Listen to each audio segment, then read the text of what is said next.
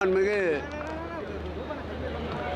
ஒப்பாரும் மிக்காரும் இல்லா எங்கள் உயிரினும் மேலான தமிழ்நாட்டுடைய முதலமைச்சர், திராவிட முன்னேற்ற கழகத்துடைய தலைவர் ஆட்சி பொறுப்பு ஏற்ற நாளிலிருந்து 39 மாதங்களில் இந்து சமய அறநிலையத்துறையின் வரலாற்றில் இல்லாத அளவிற்கு பல்வேறு செயல்களை செய்வதற்கு ஆக்கமும் ஊக்கமும் அளித்து ஆன்மீக அன்பர்களுக்கும்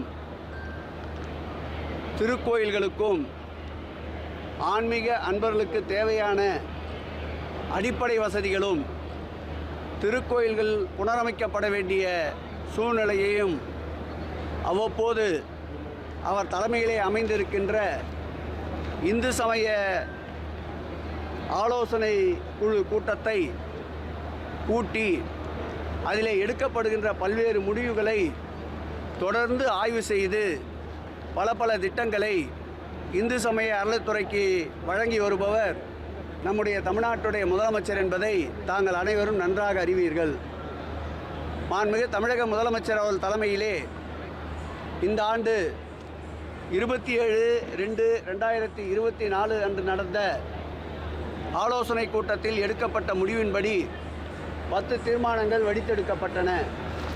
அதில் தமிழ் கடவுளான முருகப்பெருமானுக்கு ஒரு அனைத்துலக முருகர் பக்தர் மாநாட்டை நடத்துவதென்று தீர்மானிக்கப்பட்டது. அந்த தீர்மானத்தின் அடிப்படையில் 24, 25 ஆகிய தேதிகளில் பழனியிலேயே அந்த மாநாட்டை நடத்துவதென்று மாண்புமிகு முதலமைச்சர் அவருடைய அனுமதி பெற்று இந்த மாநாட்டிற்கான பணிகளை மேற்கொண்டோம்.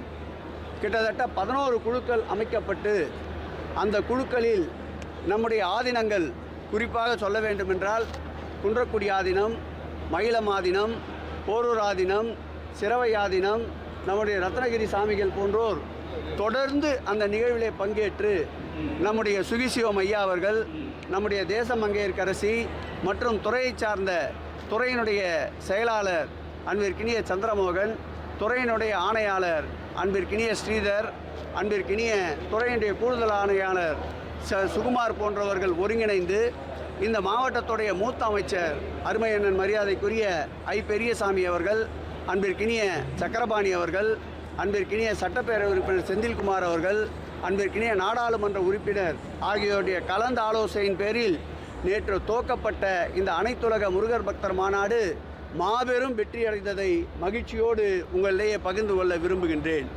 நேற்றைக்கு மாத்திரம் கிட்டத்தட்ட 600 கலைஞர்கள் பங்கேற்ற நிகழ்ச்சி நடைபெற்றது. அதில் குறிப்பிட்டு சொல்ல வேண்டுமென்றால் ஒரு 10 வயது சிறுமி கூட முருகர் பாடலை பாடுகின்ற நிகழ்ச்சியை தொடங்கி பல்வேறு தமிழகத்தில் முக்கிய ஆன்மீக அன்பர்களாக கருதப்படுகின்ற கலை நிகழ்ச்சிகள், இசை கச்சேரிகள், ஒயிலாட்டம், மயிலாட்டம், காவடி செந்து போன்றவை, அதேபோல் கந்தசஷ்டி கவசம், இவையெல்லாம் புதுமையான தோற்றத்தோடு 100க்கும் மேற்பட்ட கலைஞர்கள் ஒன்றிணைந்து நடத்தப்பட்ட நிகழ்ச்சிகள் நேற்றுக்கு சிறப்படைந்தன. அதில் 4 நீதிபதிகள் நேற்றைக்கு பங்கேற்றார்கள். ஆதீனங்கள் அனைவரும் ஒட்டுமொத்தமாக தமிழ் கூறும் ஆதீனங்கள் அனைவரும் இந்த நிகழ்ச்சியில் பங்கேற்று சிறப்பித்தார்கள். அதோடு மாத்திரமல்லாமல் முன்னணியில் இருக்கின்ற ஆன்மீக அன்பர்கள், சான்றோர்கள், தமிழ் பெரியோர்கள், உலக அளவிலே இருக்கின்ற ஜப்பான் மற்றும் ஜெர்மன், ஆஸ்திரேலியா மற்றும் மலேசியா, சிங்கப்பூர் போன்ற சுவிட்சர்லாந்து போன்ற மேலை நாடுகளிலிருந்து நூற்றுக்கணக்கான மக்கள் நேற்றைக்கு பங்கேற்று பெரும் மகிழ்ச்சியில் ஆழ்த்தினார்கள். இந்த மாநாட்டை மாண்புமிகு தமிழக முதல்வர் அவர்கள் தொடங்கி வைக்கின்ற போது காணொலி காட்சியிலே அவர் கூறிய வார்த்தை எல்லோருக்கும் எல்லாம் என்ற வார்த்தை. அந்த வகையிலே இந்த மாநாடு சிறப்படைய மாண்புமிகு தமிழக முதல்வர் அவர்கள் நேற்றைக்கு தொடக்க உரையாற்றி தொடங்கி வைத்தது முதல் சுற்றிலேயே பெரும் மகிழ்ச்சியும் வெற்றியும் ஏற்படுத்திய இந்த மாநாடு தொடர்ந்து மகிழ்ச்சியை நோக்கி, வெற்றியை நோக்கி சென்று கொண்டே இருக்கின்றது. நாங்கள் திட்டமிட்டது ஒரு 20,000 - 25,000 பேர் வருவார்கள் என்று திட்டமிட்டிருந்தோம். ஆனால் நேற்றைக்கு லட்சக்கணக்கான மக்கள் இந்த மாநாட்டிலே கூடியது முருகருக்கு தமிழ்நாடு அரசு, மாண்புமிகு தமிழக முதல்வர் அவர்கள் எடுக்கின்ற இந்த மாநாட்டை அனைத்து தரப்பு மக்களும் ஏற்றுக்கொண்டார்கள் என்பது கூடிய கூட்டத்திலிருந்து விளக்கமாக தெரிய வந்துள்ளது. இந்த மாநாட்டை பொறுத்தளவில் 3D கண்காட்சி ஒன்று ஒரு பாட்டு வடிவமைத்து நம்முடைய டைரக்டர் பா விஜய் அவர்களால் ஒருங்கிணைக்கப்பட்டிருக்கின்றது. ஒரே நேரத்தில் 200 பேர் அரங்கத்தில் உட்கார்ந்து பார்க்கின்ற அளவிற்கு வசதி ஏற்படுத்தப்பட்டிருக்கின்றது. அதோடு விஆர் என்று சொல்லப்படுகின்ற விர்ச்சுவல் ரியாலிட்டியில் 100 பேர் ஒரே நேரத்தில் உட்கார்ந்து அறுவடை முருகரையும் நேரடியாக தரிசிக்கின்ற ஒரு நல்ல ஒரு சூழ்நிலையை உருவாக்கி தந்திருக்கின்றோம். அதோடு மட்டுமல்லாமல் ஒரு மிகப்பெரிய கண்காட்சி 160 புகைப்படங்களோடு பெரிய அளவிலே புகைப்படங்களை பொருத்தி பல்வேறு முருகர் தலங்கள் மலேசியா போன்ற வெளிநாடுகளே இருக்கின்ற முருகர் தலங்களையும் அங்கே காட்சிக்கு வைத்து அவருடைய வரலாற்றுகளை விளக்குகின்ற வகையில் தொன்மையாக பிரசுரிக்கப்பட்டிருக்கின்றது. அதேபோல் புத்தக கண்காட்சி, புத்தக விற்பனை நிலையம்.